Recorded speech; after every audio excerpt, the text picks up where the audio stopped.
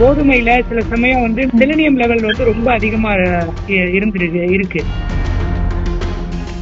இந்த செலினியம் வந்து டாக்ஸிசிட்டி, அதாவது செலினியம் ரொம்ப அளவு அதிகமா போகும்போது அது ஒரு விஷத்தன்மை வாய்ந்ததா ஆயிடுது.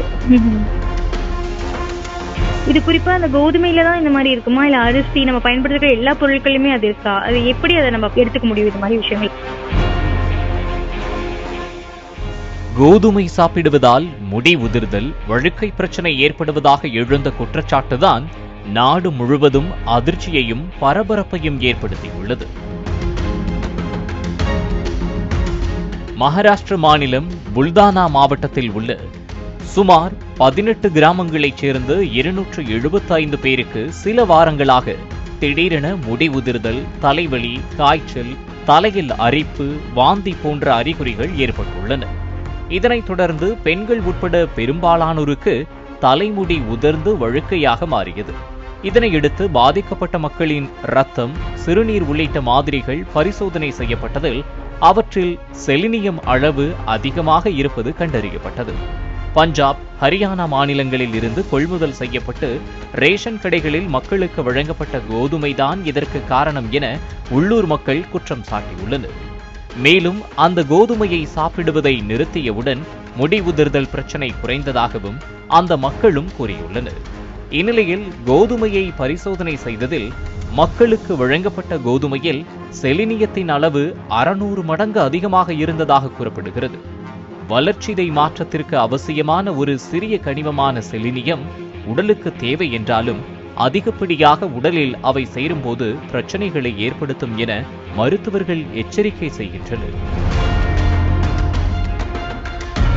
இந்த நிலையில் கோதுமை மூலமாக இப்படி தலைமுடி உதிர்வு, வழுக்கை ஏற்படுமா என பிரபல தனியார் தோல் நோய் ஆராய்ச்சி மைய இயக்குனரும் தோல் மருத்துவ சிறப்பு நிபுணருமான டாக்டர் முருகசுந்தரத்திடம் கேட்டபோது பல்வேறு அதிர்ச்சி தகவல்களை சுட்டிக்காட்டுகிறார். செலினியம் வந்து நம்ம குறைந்த அளவுல நம்ம உடம்புக்கு தேவை. அது நம்மளுடைய உடம்புல எதிர்ப்பு சக்திக்கு ஒரு முக்கியமான ஒரு ட்ரேஸ் எலிமெண்ட். ஆனா அந்த செலினியம் லெவல் ரொம்ப அளவுக்கு அதிகமா போச்சு அப்படின்னா அது வந்து முடி உதிர்தலை ஏற்படுத்தும், நகங்கள் உடையும், ஜாயிண்ட் பெயின் வரும், டயரியா அண்ட் வாமிட்டிங் வரும், அந்த மாதிரி பல அறிகுறிகள் ஏற்படும். அதுல முடி உதிர்றது தான் ரொம்ப காமனா வரக்கூடிய அறிகுறி. அதான் வந்து இமீடியட்டா நமக்கு ஒரு பெரிய அதிர்ச்சியான ஒரு இதை ஏற்படுத்தும். செலினியம் வந்து எவ்வளவு இருக்க வேணும், எவ்வளவு அதிகமா இருக்கிறதுனால இந்த மாதிரியான பிரச்சனைகள்லாம் வருது? நமக்கு வந்து டெய்லி ரெக்குவயர்மெண்ட்னு பாத்தீங்கன்னா 400 மைக்ரோகிராம்ஸ், ரொம்ப கம்மி தான். ரொம்ப ரொம்ப கம்மி அளவுல தான் செலினியம் தேவை. இந்த செலினியம் வந்து நம்ம ஃபிஷ்ல இருக்கு, கார்லிக்ல இருக்கு, நம்ம எடுத்துக்கக்கூடிய நார்மல் உணவுலயே இருக்கு. சோ அந்த அளவு இருந்தாலே போதும். ஆனா இந்த கோதுமையில சில சமயம் வந்து இந்த மாதிரி சில உணவுகள்ல இந்த மாதிரி கண்டாமினேட்டட் ஃபுட்ல வந்து செலினியம் லெவல் வந்து ரொம்ப அதிகமா இருக்கு. நார்மலா கோதுமையில வந்து 1 கிலோவுக்கு 2 கிராம் இருந்தா போதும். ஆனா பட் இவங்க கன்சியூம் பண்ண இந்த மகாராஷ்டிரால இருக்கிற அந்த குறிப்பிட்ட கிராமத்துல இருக்கிற கோதுமையில செலினியம் லெவல் வந்து 14.2 மில்லிகிராம் இருந்திருக்கு. அது வந்து கிட்டத்தட்ட 7-8 மடங்கு அதிகமா இருந்திருக்கு. 600 கிராம் அப்படின்னு சொல்றாங்க. 600 மடங்கு அதிகம் அப்படின்றது சொல்றாங்க. செலினியம் ரொம்ப அதிகமா இருந்திருக்கு. அதான் டெய்லி ரெக்குவயர்மெண்ட் படி பார்க்கும்போது ரொம்ப அதிகம். 400 மைக்ரோகிராம்ஸ்ல இருந்து 600 மடங்கு அதிகம்னா நீங்க 14.2 மில்லி கிராம்ஸ்னு வச்சுக்கலாம். இந்த செலினியம் வந்து டாக்ஸிசிட்டி, அதாவது செலினியம் ரொம்ப அளவு அதிகமா போகும்போது அது ஒரு விஷத்தன்மை வாய்ந்ததா ஆயிடுது. ஆனா செலினியம் அளவு ரொம்ப அதிகமாயிருச்சுன்னா அதே செலினியம் அது வந்து முடியினுடைய வேரை போய் டைரக்டா அட்டாக் பண்ணி முடி உதிர்தலை ஏற்படுத்தும். ரெண்டாவது, நம்ம முடியும் நகமும் ஒரு சல்பர் கண்டெய்னிங் அமினோ ஆசிட், அதாவது புரதம் வந்து வன்புரதம்னு சொல்லலாம், ஹார்ட் கெராட்டின்னு பேரு. அந்த மாதிரி வன்புரதத்தினால உருவானது நம்ம முடியும் நகமும். அந்த முடியும் நகமும் உருவாகிற அந்த வன்புரதம் வந்து சல்பர் கண்டெய்னிங் அமினோ ஆசிட்னு பேரு. ஸோ இந்த செலினியம் அதிகமா நம்ம உடம்புல பிளட்ல அதிகமாகும் போது அது இந்த சல்பர் கண்டெய்னிங் அமினோ ஆசிட போய் பாதிச்சு சல்பருக்கு பதிலாக செலினியம் அதுல சேர்ந்துரும். அந்த சல்பர் கண்டெய்னிங் அமினோ ஆசிட் தான் முடியினுடைய ஒரு கெராட்டின் மாலிக்யூலையும் அதே மாதிரி நகத்துல இருக்கக்கூடிய ஒரு கெராட்டின் மாலிக்யூலையும் ஒன்றோடு ஒன்று இணைக்கக்கூடியது. அந்த 2 செல்களை இணைக்கக்கூடிய பிணைப்பு, மிக வலுவான பிணைப்பு, அது டைசல்பைடு பிரிட்ஜ்னு பேரு.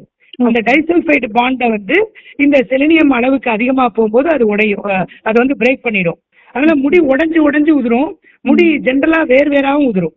இது குறிப்பா அந்த கோதுமையில தான் இந்த மாதிரி இருக்குமா? இல்ல அரிசி நம்ம பயன்படுத்துற எல்லா பொருட்களுமே அது இருக்கா? அது எப்படி அத நம்ம எடுத்துக்க முடியும் இந்த மாதிரி விஷயங்கள? ஆமா.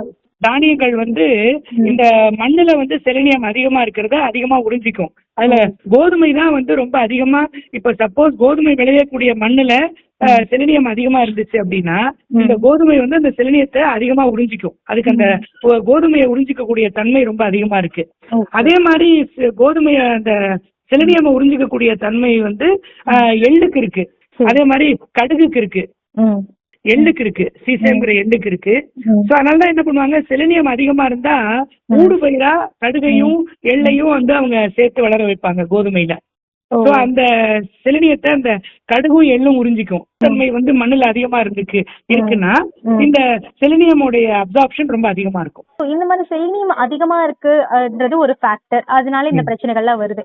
இது குறையுது இல்ல செலினியம் வந்து ரொம்ப குறைவா எடுக்கிறவங்களுக்கு என்ன மாதிரி பாதிப்பு வரும்? அது பாதிப்பு ஏற்படுத்துமா ஏற்படுத்தாதா? செலினியம் ரொம்ப குறைவா இருக்கிறவங்களுக்கு வந்து அவங்களுக்கு வந்து இந்த முடி வந்து சீக்கிரத்துல வெள்ள முடியா ஆகும். அவங்களுக்கு வந்து அவங்களுக்கு கொஞ்சம் முடி வளர்ச்சி குறைவா இருந்தாலும் பாதிப்பு, அதிகமா இருந்தாலும் பாதிப்பு. கரெக்ட். ரொம்ப குறைவா தான் இருக்கணும் அது. இப்ப நம்ம உடம்புல வந்து இந்த வைட்டமின்ஸ் மினரல்ஸ் இது ரெண்டுமே அளவு ரொம்ப கரெக்டா இருக்கணும். என்ன டெய்லி ரெக்குவயர்மெண்ட்டோ அதுதான் இருக்கணும். அது அளவுக்கு அதிகமா போச்சுன்னா அது வந்து நமக்கு அது அப்படியே எதிர்மறையான விளைவுகளை ஏற்படுத்தும். இந்நிலையில் பஞ்சாப், ஹரியானா மாநிலங்களைச் சேர்ந்த விவசாயிகள் இதனை மறுத்துள்ளனர்.